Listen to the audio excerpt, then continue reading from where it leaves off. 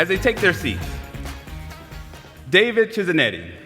David is on the NYSUT Board of Directors and has been teaching in Chittenango Central School District in New York for 28 years. Since 2017, he has been involved in building an innovative STEM experiential learning program, and last year became part of the first cohort of teachers in a groundbreaking partnership with Micron. I want to thank you for being here, David. Second, we have Rebecca Winthrop. Rebecca is the director of the Center for Universal Education at Brookings and an adjunct professor at Georgetown University. Her work is centered on developing and advocating for evidence-based strategies that help children maximize their potential. She's a trusted advisor to policymakers and companies as well as to school communities. Let's give her a round of applause. Last but certainly not least, Chase DeMalt. Chase is a recent graduate of New Lexington High in New Lexington, Ohio. He was able to explore different career possibilities while still in high school, and because of that experience, graduated with an apprenticeship as an electrician already secured. And hear this, he is a proud member and union member of IBEW. Let's give him a big round of applause. So let's get started, and I want to just give a round table of questions for you. And I'll start at the far end. Dave, you've had a long career as a middle school science teacher, and after several years made a switch to STEM and robotics. Can you tell us about that switch and what you do now and why? Sure, thank you. About 8 years ago, the school district opened up an opportunity for me to apply to a new position, which they called STEM specialist, and at that point I was 20 years into a middle school teaching career. I was very comfortable in my teaching profession. I had started to innovate within my middle school classroom some experiential learning opportunities, some inquiry-based instruction opportunities, but I really saw this as an opportunity to redefine myself and my role in the district, and to bring in, the district had the goal of expanding engineering opportunities for students. Their goal was to send more students to engineering school, to get students that do go to engineering school be more prepared. So I saw this as an opportunity to really take that innovative approach and expand it and open it up. So I thought the best way to do that for me, I had a background, I have experience in the field of industrial engineering, and I figured the best way to do that, the best way to bring engineering into the high school is to create an engineering learning lab at the high school level. And so that's what I've tried to do over the past 8 years, is give the kids an experience just like they would have in an engineering firm. So I've really tried to bring all the aspects of what engineers do in a daily job into the classroom and give them that experience. So today the kids come in and they work in a team environment. They have almost, within the rules of the classroom and within the rules of the program that we use, the VEX robotics program, they have a lot of autonomy. I do not create structures for them. They create their own individual team structures. They create their own leadership roles, and they have so much agency in what they do on a daily basis. I'm more of a facilitator. I facilitate the materials, I facilitate the environment, I facilitate assistance when they need it. But they are the driving force behind their learning, and it's absolutely been an amazing opportunity for the students and for me, and we've been very successful with that program.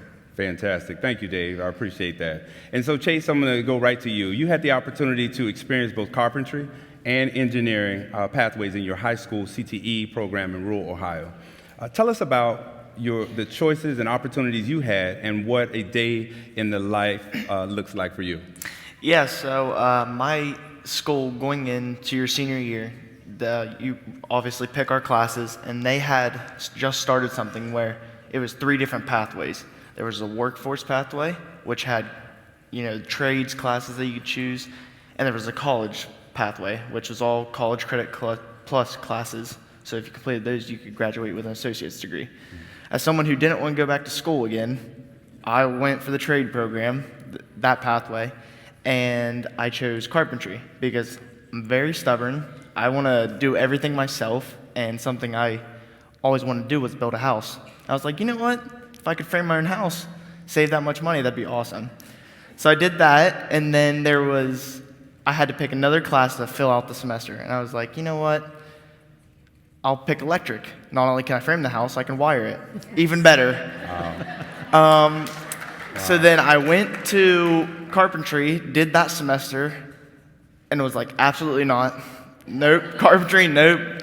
So then we moved to the electrics one. I was like, okay, maybe this will work. And it ended up being amazing. An IBEW representative came in and started talking about the retirement. And I was like, wow. Earning three different retirement plans at the same time, like that sounds incredible. And then my best friend and I, we do everything together, so we completed the class together, and that basically just propelled me to where I am now. I went from that, and right after I completed that class, they sent me out to work, still in high school. I was doing class online for English and stuff that I needed, but they sent me right out to work, and I was getting paid great. And it's funny because the people who graduated when I was a freshman are now out on my job site behind me because they started this program late, realizing how great it is. And then just a typical day for me is, unfortunately, I do live kind of far from where business is booming right now in Ohio, which is right outside of Columbus. So I drive about an hour and 15 every day. So I get up, leave at 5:30, work a 10-hour day, get home at 6:30, and then just play with the baby. I have a baby. Yeah, I was a young dad, so. Okay. But yeah, he about wears me out at the end of the day. So. I'm sure he does. Yeah. Okay, let's give it up for Chase.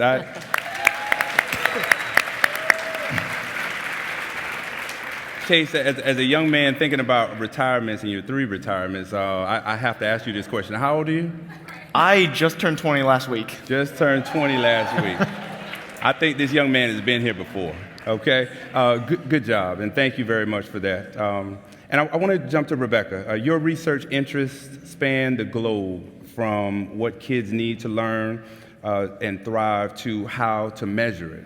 What are you learning about the impact of cell phone distraction and social media addiction and how it is impacting student learning and engagement? And how do families feel about this? Oh my gosh, mobile phones. Who has one? Raise your hand. Everybody. Do you love it or hate it? Love it, hate it, both, right? So for a long time, I found social media, cell phones, all the stuff you can do on cell phones, very confusing. It's almost like food. Like, if I just eat Doritos for 12 hours straight, I'm going to feel terrible. But, food is important and it's good, and if I eat broccoli and some chicken, I'm feeling great. So same with social media and cell phones. And my opinion has really been shaped because over the last 3-4 years, I've been digging deep on student engagement. And we followed 100 kids from 15 states over many years, surveyed over 65,000 students with Transcend, talked to hundreds and hundreds of teachers, and surveyed parents. And, here's my sort of 3-4 hot takes on cell phones and attention and education and learning. The first is don't demonize your kids if you're a parent, teachers, your students, because there are things that we all do on our phones that are great, including kids. We talked to so many kids who were really quite lonely and found a community online. One girl was an artist, for example. Another young man was gay in a community he could not be himself, and he found a way to connect to people who understood him, and that was literally life-saving for him. And all the time, kids are learning or doing a lot of learning. They're learning about robotics. We have one kid who was totally disengaged, took a robotics class, became super excited about robotics, spent his whole time on YouTube learning about it, and that actually led to a massive interest in school. It spilled over, and actually he got an Amazon Future Engineer Scholarship. So yeah, go robotics teachers. So there are things that phones are doing, that kids do, that are good and productive. But number two, these technologies are incredibly addictive. They're hard for adults. There is no way that kids with their developing brains can beat the tons of money that these large tech companies are pouring in to keeping kids on their devices. And the incentive of tech companies is all about profit. And they have a model which is engagement. I'm like, that's not real engagement. Their engagement is if you spend 5 more minutes online, on your phone, on a social, this is certainly true for social media, it's good, it makes money, even if that 5 minutes is learning about robotics or how do I commit suicide. To them, it's the same thing. Yeah. And so the incentive structure is so powerful that we really have to be the guardians, caregivers, and that's coaches, families, parents, school leaders, all of us who work with kids, we have to be the guardians of our young kids' development, and we have to put guardrails. I really think that bell-to-bell social school cell phone ban is a good thing. Yeah. Absolutely. Now, if educators want to use phones for, tech literacy or to do some sort of interaction, fine, in the classroom under controlled circumstances, but we know that kids can't attend. Even if the phone is in their backpack, even if the phone is on the table but off. I see this with my own teenagers. He's trying to read and the phone is on the table. And he's trying to do his homework, and there's been studies. You can't stop yourself. So we need to be countercultural. We heard a whole incredible talk by Mr. Miner talking about being bold. Well, one of the most bold things we can do is be countercultural and say, no, our kids need a tech-free time, and that's in school. Yeah. Listen. And I think we're doing some wonderful work here at AFT, and I know our friends at NICET has done some really good work in New York as well. But I want to stay on this distraction and addiction of cell phones and social media, and I want to get the practical interests. And how does that track with your experience, David? And Chase, I'm going to ask you the same thing. Does your experience track with the research? Absolutely. You see students, especially if they have any downtime, the phone is the place they go to immediately, and they interpret downtime in a very different manner. The students do than, say, the teacher does. So with robotics, I feel like we're almost replacing addiction, because robotics is very addicting. And I warn the students and the parents of that. And it's true that once a lot of the students that get involved in the program, they get hooked in on it, and and then they're using their cell phone in very different ways. They're using social media in very different ways, because they're on there searching for robotics content. They're on there trying to further their research and further their knowledge and further their capacity with robotics. So when you introduce them to a program like that, it does do a lot of replacing, so that now they're on social media, they're on their device for productive purposes, and which is a good thing, because I agree that there are lots of productive things that we can do. And I do see our students, they use things, I'm amazed at what our students can produce in platforms like Canva or CapCut, that are amazing, multimedia things that they can produce. They had these great skills. And so there are places where cell phones are a productive thing for them to use. And at the same time, you have to filter out the stuff that's just distracting them. So yeah, I agree that there are productive uses for them, and at the same time, they do need to to have that social media piece, that addictive component shut off for them. And I think social media is one piece. Games are another piece, and the games that they play are very addictive, and I think those are monetized with ads, or sometimes they even pay to play the games.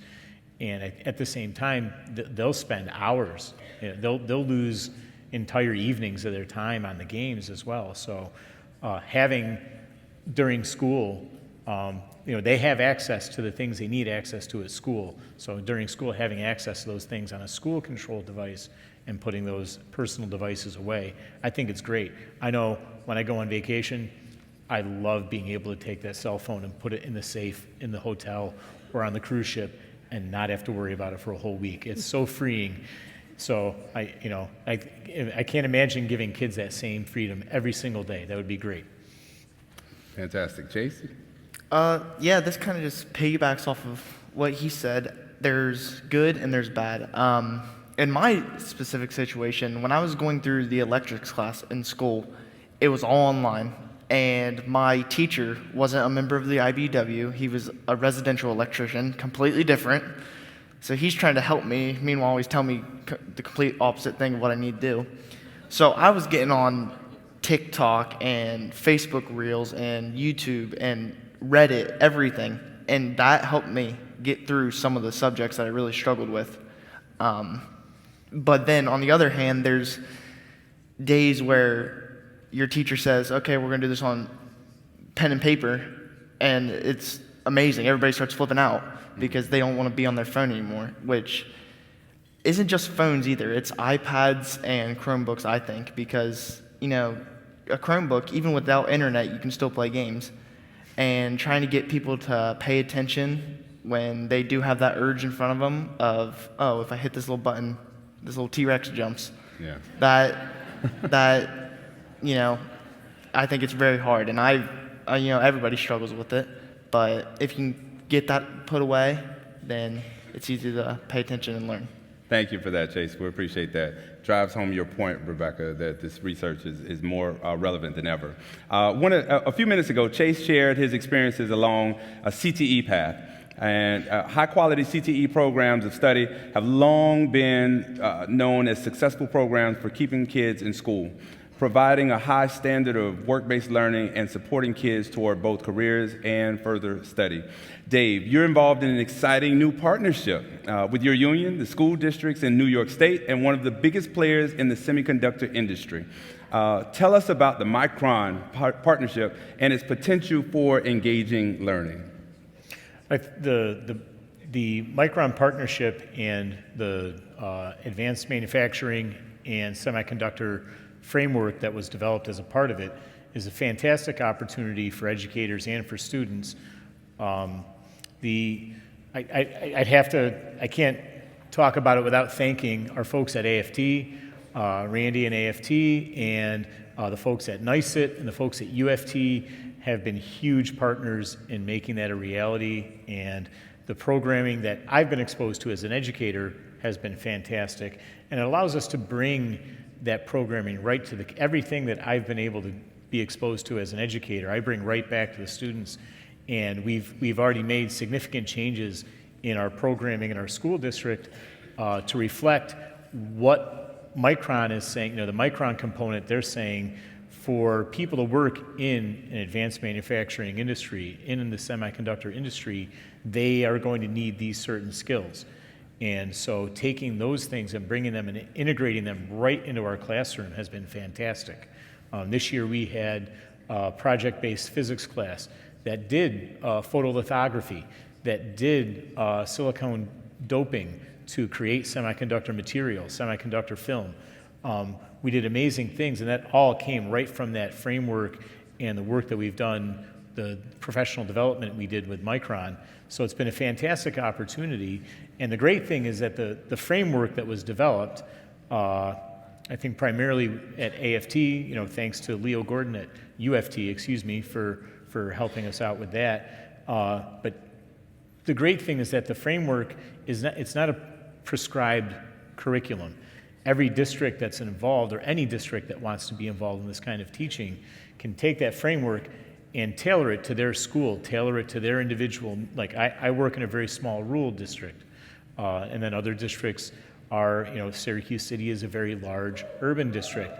And both of those districts can take and tailor the framework to fit their school, to fit their students, to fit their individual needs, and to fit into the programming they already have. So for us, this programming has fit very well with the robotics program. It fits very well with our project-based physics program. So being able to take the framework and fit it into our unique school situation, our unique school needs, has been great. And I think it was really ingenious of the folks that developed that to develop it in a way that allows it to be very flexible. So I really appreciate that. Fantastic, fantastic. Thank you. And we're looking forward to some big things out of the partnership. We have a few minutes left, and I want to get in a couple more questions. So now let's turn to the elephant in the room these days. Artificial intelligence, commonly known by Linda McMahon as A1. We actually just finished the AI symposium 2 days ago. AFT, yep, some of our participants are still in the audience. AFT is on the cutting edge of how to implement in our schools the right way. And Rebecca, in your book, The Disengaged Teen, you write about 4 modes of student engagement. Can you explain what they are, why it is so important kids find what they are doing in schools to be relevant and engaging, and explain how that is connected to getting the challenges of getting AI in education right? And are there places already getting it right, and can you tell us a little bit about that? Sure. So if you haven't heard about it, please go check it out. The Disengaged Teen, the subtitle is very important. Helping kids learn better, feel better, and live better. This is this engagement research I just said with my co-author, Jenny Anderson. Randy was one of our expert contributors and is quoted in the book. So one of the things that I took away from doing this research, because our question was, why don't kids like school? That was our question. And we really found that it's underneath a lot of it, it's a question of engagement and agency. And Mr. Miner told a great story. He talked about I thought I had a hallway pass problem going to the bathroom. I realized I had a reading problem, and I heard he had an engagement problem.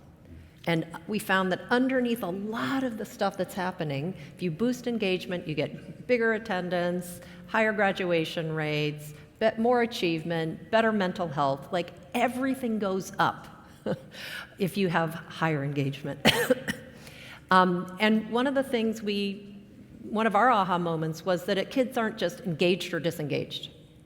It's not an on or off. We really found that there's sort of 4 common modes, and we really stress these are not labels. You do not pigeonhole. Kids move between these modes. There's kind of the passenger mode. You guys know who these are. These are the kids who are showing up, might be doing the homework as fast as they can, but they're the coasters. Minimal effort. They might love school because they see their friends. They might be getting great grades because they're not necessarily challenged. Then you've got kids in achiever mode. We all know these kids, and a lot of parents, I think this is the mode that is the top of the engagement mountain. Achiever mode kids, they're showing up, they're working really hard, they're trying to get a gold star in everything put in front of them. There is a dark underbelly, which is they are so focused on the end goal that if they lose sight of the learning journey, and if they get an A- or, God forbid, a B+, a lot of them feel like they've failed and are not very resilient, and they're very risk averse. The other piece that's worrisome is in an age of AI, a lot of the things that they are learning to do are going to be automated. They're not developing the sort of resilient learning skills that they really need. Then you've got kids that Mr. Miner talked about, the kids in resistor mode, and these are the ones that we typically think of as quote-unquote problem children. They are class clown, they might not do their homework, yes, take long bathroom breaks, all the way to chronic absenteeism. And we found that actually those kids in resistor mode have a lot going for them in an age of AI because they actually have a lot of agency. They are using their voice very inappropriately and their behavior very inappropriately to tell us that this isn't working for me. And we found that those kids, if given the opportunity, can switch very quickly to the mode that we need most kids to be in for AI, which is explorer mode. That's where kids are in a robotics class, and they have some freedom, and they have some choice. And yes, they're given instruction. We do need direct instruction, but they're given an opportunity to explore, find their curiosities. They have some autonomy. They have some choice. And when kids are in explorer mode, they really become unstoppable. Better grades, all things that we want go up. And we found that kids, again, very large survey, less than 10% of kids between 3rd and 12th grade that we surveyed, over 65,000 kids, said they regularly get a chance to be in explorer mode in school. And this, we found, was not a teacher problem. Teachers are squished from the top by all sorts of structures and systems, and squished from the bottom by really vigorous parental expectations and pressure. And so, in a world of AI, where really what we are really going to need is a lot of explorers. Because a lot of what we're doing, talking about the game changing around us, I love the Magic Johnson quote, we are going to have to forge a new path. And we're going to have to help kids be explorers. They're going to have to be really good, resilient, agentic learners. And to do that, we need to give teachers the opportunity to explore. Our teachers need to be given the chance to be explorers. And so the final thing I would say on AI is I'm very excited about the partnership with AFT, the Academy, AFT AI Academy. I've seen it in it's a model coming in other parts of the world because so many forces are against kids when it comes to AI. The AI stuff is so big, you guys. We have a whole AI task force at Brookings looking at this issue at the moment. The printing press, the internet, and AI, it is that big in terms of what it means for educating kids. And really, the ones who are going to shape how it rolls out for kids is parents and teachers. There is no other community group, omniscient force that even cares, honestly. AI is now in absolutely everything, including Mattel. OpenAI just signed a partnership with Mattel. It's going to be in all sorts of children's toys. So, please attend to this changing of the game. Let's figure out how to build more explorers. We would love to have your feedback on our task force research. We're in the middle of the research process. Please go to my LinkedIn. It's Rebecca Winthrop. I just posted a link to a survey for educators. Please take it. Give us your thoughts. Or on Instagram, it's at Dr. Rebecca Winthrop. We really need your input because I actually think that there's nobody else who's going to make this happen. It's just us in this room and all of our colleagues. Thank you. Thank you. Thank you very much for that. Dave, we got about 30 seconds left. Yes, let's give her a big round of applause. Dave, in 30 seconds, add your teacher perspective to what she just said about AI. In my engineering class, in my robotics class, I tried it. Explorer mode is where we're at. And 100% students have a lot of agency and autonomy, and they make a lot of mistakes. And in my environment, it's okay to make mistakes because you learn from them. As far as AI goes, my students are using AI. They're experimenting with it. They're finding out that there are limitations to it. When a student counts on the code that like say ChatGPT produced, and they don't test it ahead of time, and they go to a competition and none of it works, they've just learned the limitations of AI. So they're using it, they're experimenting with it. In explorer mode, they're exploring with it, and they're finding out that it's only as good as the information they give it. So I think down the road, students will get better with using it as a tool. And right now, they're exploring with it, and they're finding out, sometimes it works, sometimes it doesn't. Thank you for that, and we appreciate that. Thank you very much for that answer. We appreciate that. Chase, we're going to let you have the last word since you are the youthful spry on this panel, and we are so proud of you, but in 15 seconds, if you can, We care deeply at the AFT about CTE, career and technical education, getting our kids prepared for the workforce, making sure that the right certifications are there, making sure that young people like yourself have an opportunity to thrive and strive in this democracy and in our country. What would you tell these folks who are getting ready to go back to school as a person who just graduated high school, and what's one thing that they need to know from a young person who has taken advantage of everything and then moved on into life? Sometimes with my situation, carpentry wasn't for me, but instead of just letting me drop out and be stuck, they redirected me to something that was different, and in this case, electricity, and it worked for me. So instead of giving up, just redirection is, I think, amazing, because it really set me to where I am now. That's fantastic. Let's give them a big round of applause.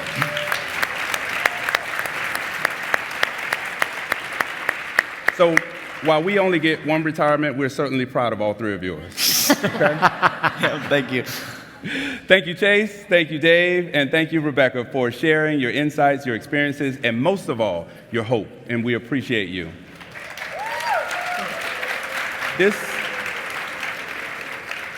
This conversation has reminded us that engaging in relevant learning isn't just nice to have. It's essential. It's how we meet students where they are and help them imagine where they can go. We've heard today about what's possible when we connect learning to real life, when we tap into curiosity instead of stifling it, when we invest in career pathways and hands-on opportunities, and when we embrace innovation with purpose and care. Listen, everybody, the work ahead won't be easy, but it is clear. We have the knowledge, we have the tools, and most importantly, we have the people to do it, people like you in this very room. And so thank you again to the panelists and speakers today. Let's give them a big round of applause.